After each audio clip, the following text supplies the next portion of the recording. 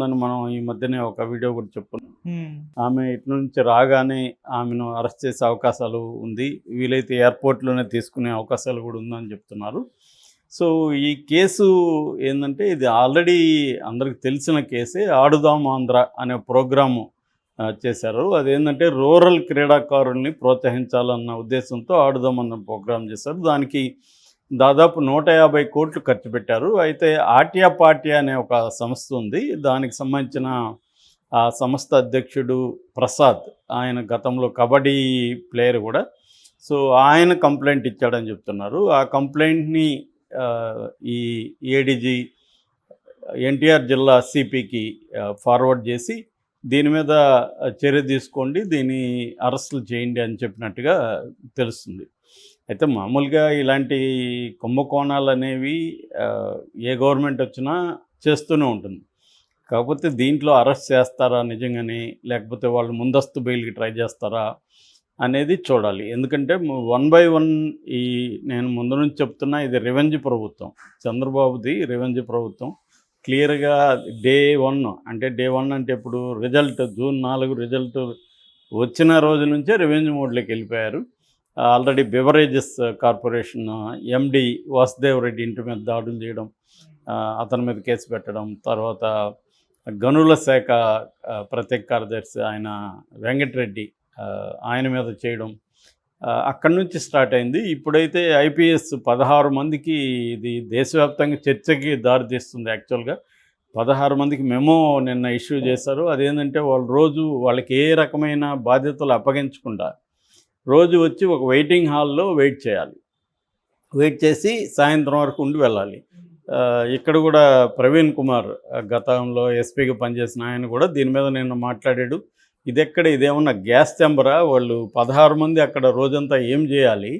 వాళ్ళు ఏమన్నా భజన చేయాలా, లేకపోతే ఒకరినొకరు పట్టుకొని ఆడవాలా? ఇదంతా ప్రజల డబ్బులే కదా, వాళ్ళకి శాలరీలు అయితే ఇస్తారు కదా. మరి ఖాళీగా ఉంచి వాళ్ళకి శాలరీలు ఇవ్వడం అంటే ప్రజాధనాన్ని వృధా చేయడం కాదా? అట్లాగే వాళ్ళ మీద కక్ష తీర్చుకోవడం కాదా అని అంటున్నారు. మరి చంద్రబాబు ప్రభుత్వం ఇలాంటి చర్యలకు చేయడం వల్ల ఖచ్చితంగా నెగిటివిటీ వస్తుంది. గతంలో జగన్ వెంకటేశ్వరరావు లాంటి వాళ్ళని ఇలాగే చేశాడు.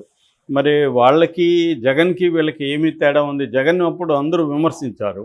సో, అంతకంటే ఎక్కువ మేము చేస్తామని అంతకుముందు కూడా మనం మాట్లాడుకున్నాం. రెవెన్యూ కావచ్చు, పోలీసులు కావచ్చు, చాలామందికి వందల మందికి పోస్టులు ఇవ్వకపోవడం, ఇచ్చిన అప్రధానమైన పోస్టులు ఇవ్వడం, ఒక హరాస్మెంట్ అనేది, రెడ్ బుక్ హరాస్మెంట్ అనేది జరుగుతుంది. సో, ఆ క్రమంలో భాగంగా ఇప్పుడు వైసీపీని కూడా టార్గెట్ చేస్తుంది.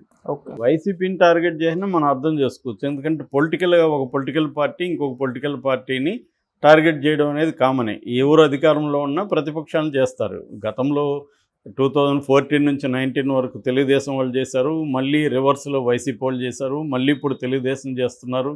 మళ్ళీ జగన్ వస్తే మళ్ళీ చేస్తాడు. ఇది ఒక విసియస్ సర్కిల్ లాగా అది జరుగుతుంది.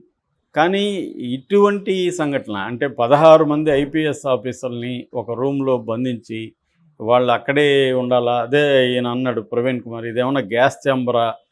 వాళ్ళని అలాగా ఉక్కిరిబిక్కిరి ఆడకుండా ఏమన్నా చంపేస్తారా మీరు అనేది కూడా అంటున్నాడు. ఇది దేశవ్యాప్తంగా మెల్లమెల్లగా చర్చకు దారితీసే అవకాశం ఉంది. కోర్టు కూడా జోక్యం చేసుకునే అవకాశం ఉంది. ఖచ్చితంగా బ్యాడ్ నేమ్ అయితే వస్తుంది. మరి పవన్ కళ్యాణ్ రోజుకి 10 నీతులు చెప్తుంటాడు. ఇలాంటి విషయాల మీద అతను నాకు కనబడవు సార్ అన్నట్టుగా సైలెంట్గా ఉంటున్నాడు. ఆ క్రమంలోనే ఇప్పుడు రోజా మీద చాలా సివియర్ కోపం ఉంటుంది వీళ్ళందరికీ. ఆ విషయంలో పవన్ కళ్యాణ్కి కూడా రోజా మీద కోపం ఉంటుంది. కాబట్టి రోజాని ఏ కేసుల్లో మనం ఇరికించాలనేది వీళ్ళు ప్లాన్ చేస్తుంటారు. ఆమె క్రీడా శాఖ మంత్రి ప్లస్ పర్యాటక శాఖ మంత్రి కాబట్టి ఆ శాఖల్లో ఏమేమి జరిగాయి అనేది ఆరా తీసి ఖచ్చితంగా ప్రతి గవర్నమెంట్లో అవినీతికి పాల్పడిన వాళ్ళు ఎవరు ఉండరు. వీళ్ళు చేయరా, తెలుగుదేశం వాళ్ళు చేయరా, చేస్తారు. ఇప్పుడు వైసీపీ వాళ్ళు చేయరా, చేస్తారు. నేను అందుకనే ఎప్పటి నుంచి చెప్తుంటాను, ప్రతి పొలిటికల్ పార్టీ అధికారంలోకి వచ్చినాక అవినీతి చేయకుండా కుదరదు కూడా. ఎందుకంటే వాళ్ళు ఖర్చు భయంకరంగా పెట్టి కదా గెలుస్తున్నారు ఒక్కొక్కరు. సో 60,000 కోట్లు పైన మొన్న నేషనల్ లెవెల్లో ఎన్నికల్లో ఖర్చు పెట్టారు రాజకీయ నాయకులని ఒక ఏడీఆర్ సంస్థ నివేదిక చెప్పింది. మరి వీళ్ళు అది అనఫ్సీలు ఇంకా ఎక్కువ పెట్టి ఉండే అవకాశం ఉంది. సో ఇంత వేల కోట్లు అంటే 1,00,000 కోట్లు ఒక ఎంపీ ఎలక్షన్లో పెడుతున్నప్పుడు అవి ఎక్కడి నుంచి రావాలి మళ్ళీ వీళ్ళకి సంపాదిస్తామని ఆశ ఉంటేనే కదా పెడతారు. ఎవడు కూడా ఓన్లీ ఎంపీ కావడానికి కోసం ఒక 100-150 కోట్లు, ఎమ్మెల్యే కావడానికి 50-100 కోట్లు ఎందుకు ఖర్చు పెడుతున్నారు? మళ్ళీ మన అధికారంలోకి వస్తే మనం సంపాదించుకోవచ్చు, మన వ్యాపారాలని డెవలప్ చేసుకోవచ్చు. ఇలా రకరకాల అంతిమంగా ఆర్థిక ప్రయోజనాలు ప్రధానంగా పనిచేస్తాయి.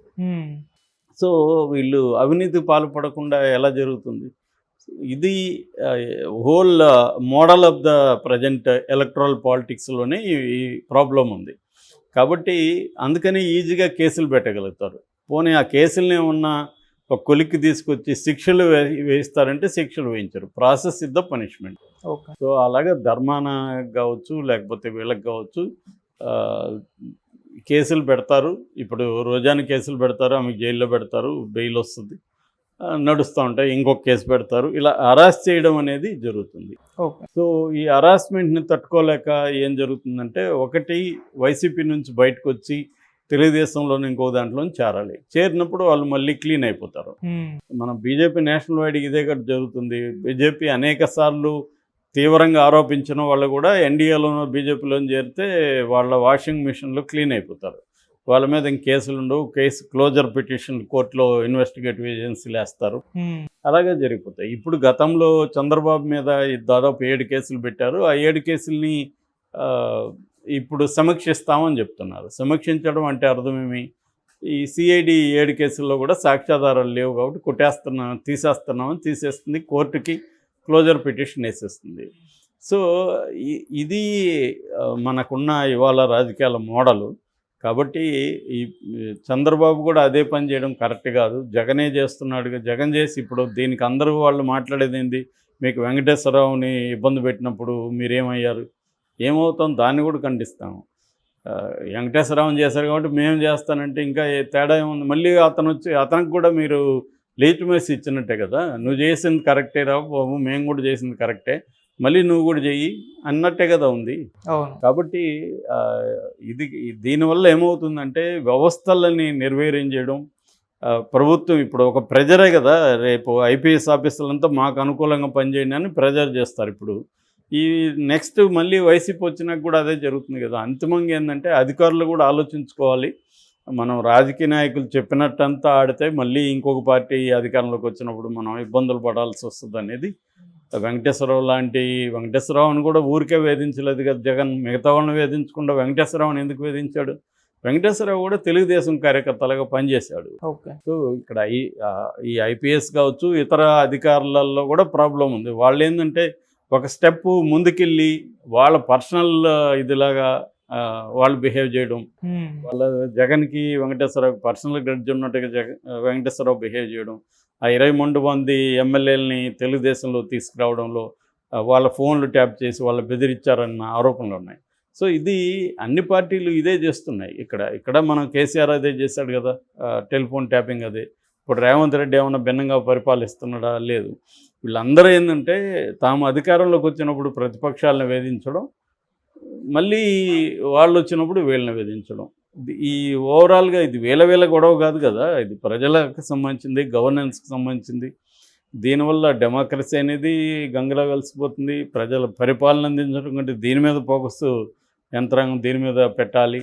సో ఇది ఈ మోడల్లోనే ప్రాబ్లం ఉంది. ఈ మోడల్కి ఎక్కడో చోట ఫుల్ స్టాప్ పడాలంటే ప్రజల్లో చైతన్యం రావాలి. కానీ ప్రజలు కూడా ఎలా తయారయ్యారు? మాకు డబ్బులు ఎక్కువ లేదని వాళ్ళు ధర్నాలు చేసే పరిస్థితి, మాకు డబ్బులు లేదని ధర్నాలు చేస్తున్నారు ఎలక్షన్లో. కాబట్టి ప్రజలు కరప్టే, నాయకులు కరప్టే.